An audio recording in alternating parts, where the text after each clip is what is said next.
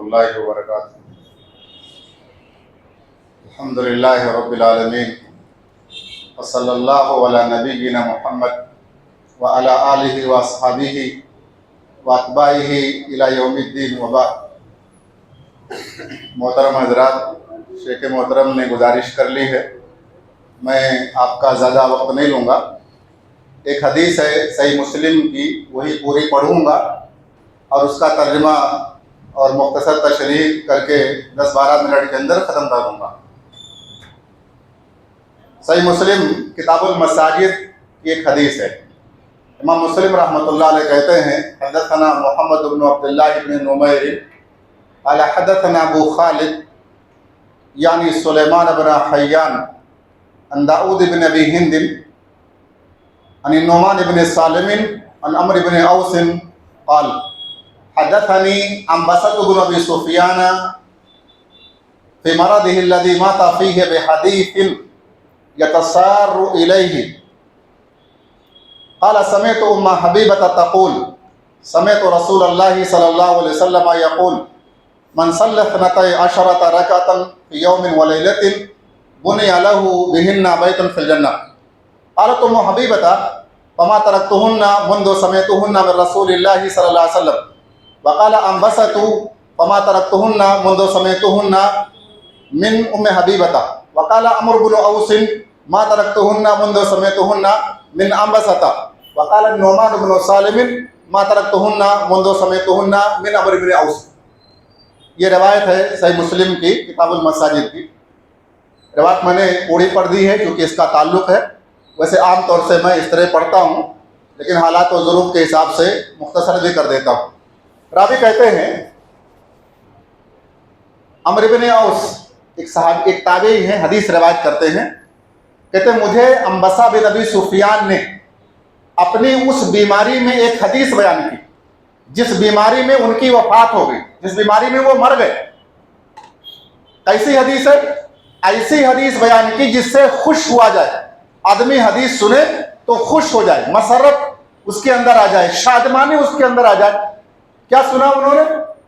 کہتے ہیں کہ مجھے انبسہ نے بیان کیا اس بیماری میں جس میں ان کی موت واقع ہو گئی، ایسی حدیث جو خوشی اور مسرت کا سبب ہے. انہوں نے کہا کہ میں نے سنا ام حبیبہ کو وہ کہہ رہی تھی. کیا کہہ رہی تھی؟ کہ میں نے سنا رسول اللہ صلی اللہ علیہ وسلم کو آپ فرما رہے تھے جس نے رات اور دن ملا کر کے 12 رکعتیں پڑھی، ان 12 رکعتوں کے پڑھنے کی وجہ سے اس آدمی کا گھر جنت میں بنایا جائے گا. ہم میں سے کتنے لوگ ہیں جو عالی شان محلوں میں رہتے ہیں، بلڈنگوں میں رہتے ہیں، اللہ نے نوازا ہے تو ایسا نہیں ہے کہ رہنا نہیں چاہیے. رب العالمین نے عطا کیا ہے تو رہنا بہرحال ہے. شریعت کا یہ کہیں بھی تقاضا نہیں ہے کہ آپ مال و منال چھوڑ دیجئے کسی کونے قدرے میں بیٹھ کر کے اور سبحان اللہ الحمدللہ کہیے. یہ اسلامی شریعت نہیں. آپ اسلامی اصولوں پر دیکھیں گے، صحابہ کرام کی زندگی پر نظر ڈالیں گے تو مالدار بھی ہیں. ابو بکر، عمر، عثمان رضی اللہ عنہم، سعد، طلحہ، زبیر، سعد بن عبادہ، سعد بن معاذ، یہ مالدار صحابہ ہیں رضی اللہ عنہم ورضا. البتہ مال کے آنے کی وجہ سے، اولاد کے آنے کی وجہ سے، کیونکہ یہ چیزیں آزمائش کا سبب بن جاتی ہیں، اس لیے قرآن کریم نے کہا انما اموالکم و اولادکم فتنہ. فتنہ یعنی آزمائش ہے. دیکھیں دنیا کا گھر انسان بناتا ہے، 40 سالہ، 50 سالہ، 60 سالہ زندگی وہ گزارتا ہے. پتہ نہیں کب کس ٹائم وہ چلا جائے، خبر نہیں ہے. نہ مجھے خبر ہے نہ آپ کو خبر ہے. ابھی ہمارے امام صاحب نے اعلان کیا، ایک فقید ایک دنیا سے جانے والے کا تذکرہ کیا. اللہ سبحانہ و تعالیٰ ان کی نیکیاں قبول فرمائے اور بشری جو تقاضے ہیں، جو غلطیاں ہیں، تسامحات ہیں، اللہ تعالیٰ ان کو درگزر فرمائے. اللہم آمین. تو وہ کہتی ہیں ام حبیبہ کہ میں نے اللہ کے نبی صلی اللہ علیہ وسلم سے سنا کہ جس نے 12 رکعتیں کون سی ہیں؟ سنن مؤکدہ. ظہر کی نماز سے پہلے 4، ظہر کے بعد 2، مغرب کے بعد 2، عشاء کے بعد 2 اور فجر کی نماز سے پہلے 2، یہ 6 رکعتیں ہو رہی ہیں.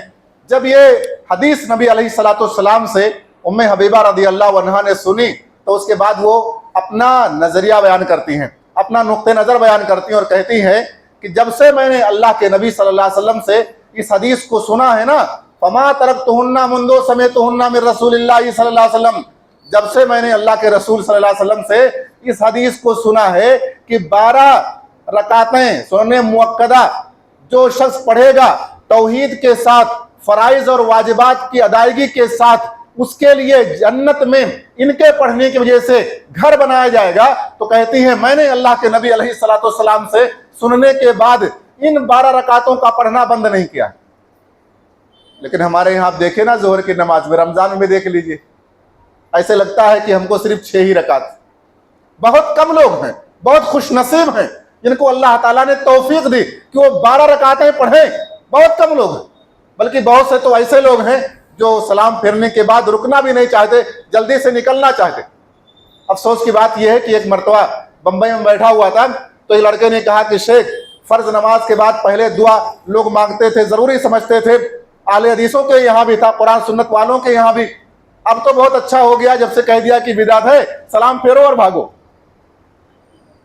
خار از مہجور یہ قرآن شدی, شکوہ سنج گردش دوران شدی. اقبال کہہ رہا ہے نا کہ تو اس لیے رسوا ہے نا کہ تو نے قرآن چھوڑ رکھا ہے, تو شکوہ زمانے کا کر رہا, دعا بھی نہیں پڑھنا ہے. اس نے سمجھ لیا دعا بھی نہیں پڑھنا ہے, بھاگو. ارے یہ بھاگنے کا تذکرہ نہیں ہے, دعا پڑھنا ہے. آپ دعا تو پڑھیے.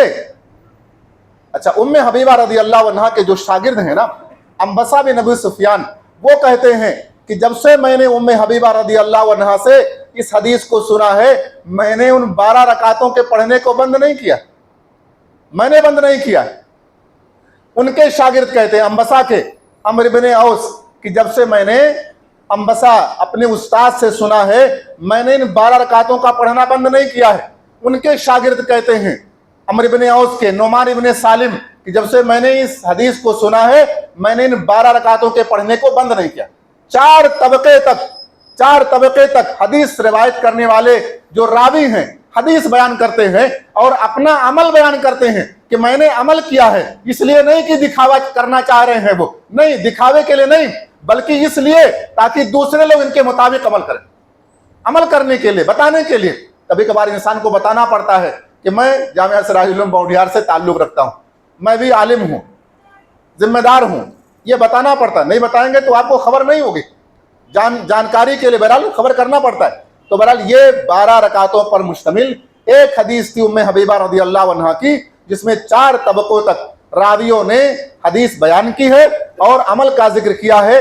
وہ اس لیے تاکہ سارے لوگ جو بھی حدیث سنیں ان کے مطابق, اس حدیث کے مطابق اور باقی حدیثوں کے مطابق وہ عمل کریں. اللہ سبحانہ و تعالیٰ سے دعا ہے رب العالمین ہمیں اور آپ کو اور تمام لوگوں کو دین کے تمام اصولوں اور ضوابط کے مطابق عمل کرنے کی توفیق عطا فرمائے. اللہ سبحانہ و تعالیٰ رمضان کے اس مقدس جو ہے مہینے میں, ان مقدس گھڑیوں میں ان سے فائدہ اٹھانے کی, اپنے گناہوں کی بخشش اور مغفرت کروانے کی ہم تمام کو توفیق عطا فرمائے. اللہ سبحانہ و تعالیٰ ہم میں سے جو بیمار ہیں انہیں شفائے عاجل کامل کلی عطا فرما دے, جو مقروض ہیں ان کی قرض کی ادائیگی کا سامان پیدا فرما دے, جو تکلیف میں ہیں اللہ ان کو ان کی تکلیفوں سے نجات دے دے, ہمیں زندہ رکھے, حقیقی معنوں مسلمان بنا کر کے رکھے, ہمارا خاتمہ ہو ایمان پر, اسلام پر اور عقیدہ توحید پر ہو. اللہم آمین. اقول قولی ھذا استغفر اللہ لی ولکم والسلام علیکم ورحمۃ اللہ وبرکاتہ.